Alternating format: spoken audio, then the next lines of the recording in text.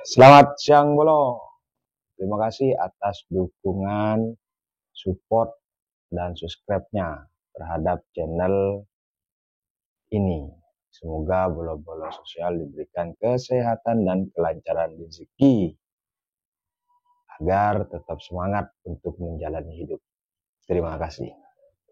Untuk Bolo Sosial yang belum, terus dukung channel ini dengan cara subscribe, like, serta komen untuk selalu update informasi terbaru tentang bantuan sosial dari Kementerian Sosial Republik Indonesia.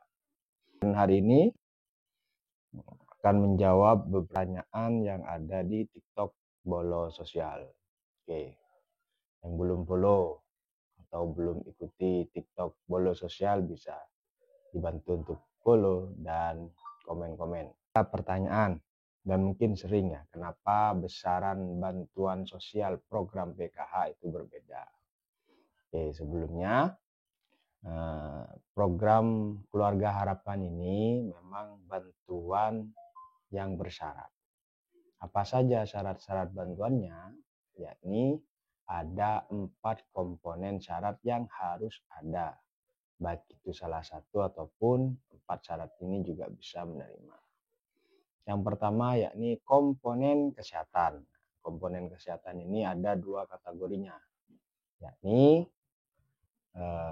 ibu hamil dan anak balita. Nah, ini balita ini dari usia 0 sampai usia 3 tahun. Untuk usia yang prasekolah 5 tahun ke 6 tahun ini biasanya bansosnya tidak masuk untuk PKH.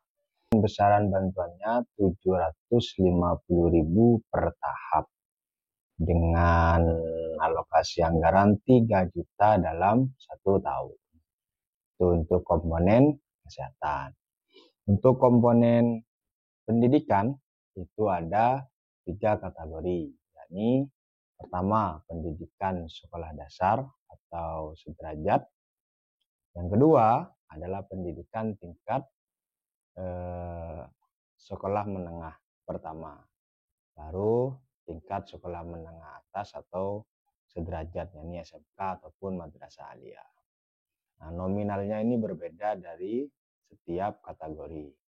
Nah, kalau sekolah dasar itu SD ataupun MI itu 225.000 per tahap dengan total 900.000 dalam 1 tahun. Untuk tingkat SMP ataupun MTS ini dengan nominal 375.000 per tahap dengan anggaran total 1.500.000 rupiah dalam 1 tahun atau 4 tahap. Dan tingkat SMA, SMK ataupun madrasah aliyah ini dengan nominal 500.000 per tahap dengan alokasi anggaran 2 juta per tahun. Ini biasanya ada syarat-syarat dapodik harus aktif. Nah, begitu. Untuk komponen yang ketiga yaitu komponen kesejahteraan sosial. Ini ada 2 kategori, disabilitas berat dan lansia. Lansia ini usianya di atas 60 tahun. Disabilitas berat ini adalah orang-orang yang disabilitas sudah tidak bisa beraktivitas dengan pribadinya, harus dibantu orang lain. Ini dengan anggaran per tahapnya adalah 600.000 dengan alokasi anggarannya itu 2.400.000 dalam 1 tahun.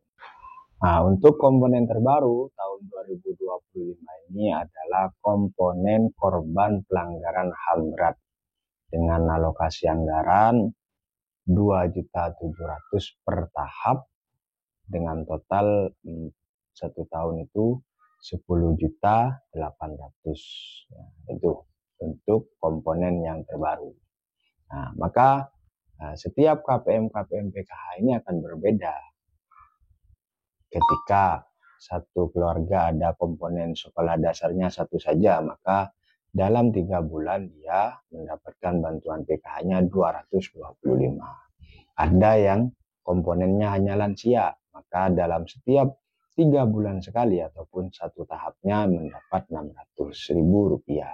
Ada yang sampai 3 komponen, ada lansia, ada tingkat SMA, dan ada tingkat SMP. Nah, ini berarti dengan asumsi anggaran yang diterimanya adalah sekitar 1.975.000 ketika ada 3 komponen ini.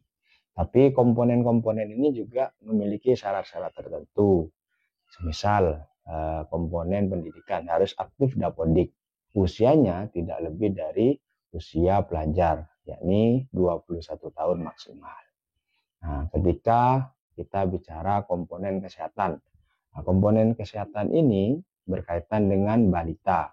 Maka usia prasekolah 5 tahun ataupun 6 tahun ini tidak akan terbaca balita karena sudah masuk usia prasekolah. Dan ibu hamil ada juga syarat tertentunya, yakni tidak bisa mendapatkan bantuan PKH jika kehamilannya anak yang ketiga.